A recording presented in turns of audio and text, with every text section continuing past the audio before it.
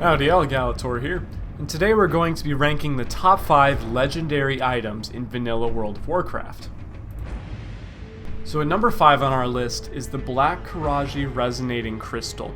Now this isn't a weapon like all the other ones I'm going to go through, it was truly a unique item. Part of the reason for it was it gave you a mount, and anything that gives you a mount is going to make you stand out, because mounts are like the way to be flashy in WoW, especially vanilla WoW.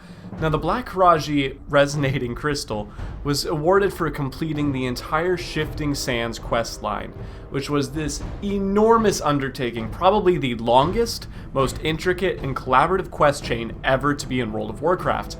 Now the Scepter of the Shifting Sands quest chain took weeks to complete, even over a month in some cases, and once you completed it, if you were able to get that final Scepter of the Shifting Sands, you could complete ringing the gong, or bang a gong. And this quest would, 1, give you the title of Scarab Lord, probably the rarest title in World of Warcraft Classic, as well as the Black Qiraji Resonating Crystal, which is the only battle tank that you could ride outside of AQ 20 or 40.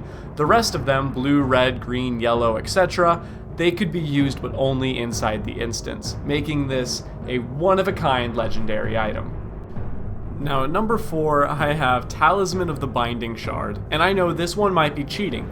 The reason for this is it has only been looted once in the history of World of Warcraft. It wasn't supposed to be in Molten Core's loot table, but accidentally dropped from Baron Geddon and was looted by Nokatin in 2005. Now what's really unique about this legendary is 1, there's only one of it in existence because Blizzard was kind enough to let Nokatin keep it after it was dropped, and 2, it is the only necklace in the history of WoW to have a visual effect. It gave the user a lightning ball that would encircle them, similar to a lightning shield used by shamans. The stats on it are decent, I guess. They have pretty good resistance, but it's just a really cool item, and I really hope he didn't sell it for 3 gold and 36 silver. And at number 3 we have Sulfuras, Hand of Ragnaros. Now this one wasn't as rare as some of the other legendaries to get, and was in fact best in slot for a lot of different classes. In fact, it was a very too slow-handed mace, making it optimal for a lot of burst DPS. Now to get this weapon, what you had to do was to get a Sulfuran ingot, dropped from Golemag and Molten Core, and you would turn this into Lokdos Dark Bargainer in the Grim Guzzler and Blackrock Depths. This would allow you to get the plans for this, which then could be sold on the auction house. Now these plans could be sold on the auction house, or if you were a blacksmith with a level of 300, you could craft the Sulfuran Hammer, which essentially was just a two-handed epic version of the same hammer. Now, if you could then combine the epic Sulfuran Hammer with the Eye of Sulfuras, an incredibly rare legendary regent that dropped from Ragnaros, you could then craft Sulfuras, Hand of Ragnaros. And at number 2 we have perhaps the most infamous weapon in vanilla World of Warcraft. Thunder Fury, Blessed Blade of the Windseeker. Now this was a very good weapon. It was best in class for certain specs, and it had really cool chance on hits. However, this weapon has gained its infamy for being the most memed spec in trade chat. Maybe it was because this had one of the longest names of any weapon, I'm not entirely sure, but it was used at least hourly in trade chat or in the Barrens. But this actually had a pretty cool quest behind it, so you had to collect 2 halves of Thunder Fury, both dropped within Molten Core. You would put those halves together, and then you with your party would summon Thunderon. And after killing him, you would loot Dormant Windkissed Blade, which upon completing the quest became Thunder Fury, Blessed Blade of the Windseeker.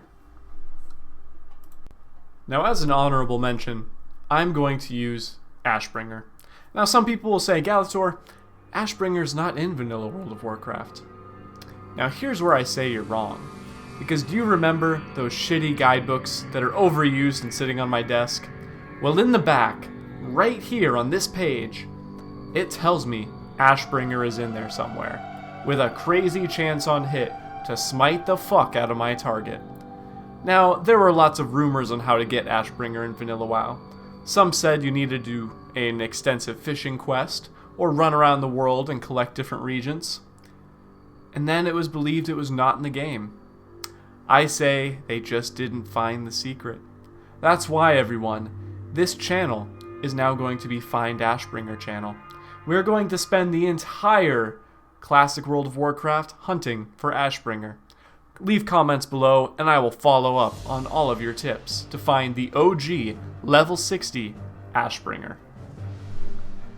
And at number 1, we have Atiesh, Great Staff of the Guardian, in all its flavors. So this was a legendary weapon, which color of ribbon depended on what your class was, whether that was Priest, Mage, Warlock, or Druid. And each of these class-specific legendary staffs also had different bonuses to help you just with your class. Now to get this staff, you would collect these legendary fragments, found from random bosses in Naxxramas. After you got those and put it together, you'd have to go kill Kel'Thuzad, as well as Cthulhu, and then you would summon Atiesh in Stratholme, and you would kill them, and you would now be the owner of Atiesh, Great Staff of the Guardian. Now this was not only one of the most overpowered staffs in the game, it also had one of the coolest visuals in that crows flew around you, little spectral crows. It really gave you that cool Warcraft 3 Medivh feel, which, I don't know, for that reason I'm actually going to roll a Warlock in order to try to get Atiesh. It also let you portal to Karazhan, which was really spooky in Vanilla WoW because it wasn't anything. It was just an abandoned castle in a dead zone. So for that reason, Atiesh is just the coolest, most unique, and one of the most powerful legendary weapons in classic WoW. Now some naysayers might say about this video that I just listed every legendary item you could possibly own in Vanilla WoW, and they would be true. But thanks for watching, I'll have better content coming out in the future, and until next time, au revoir!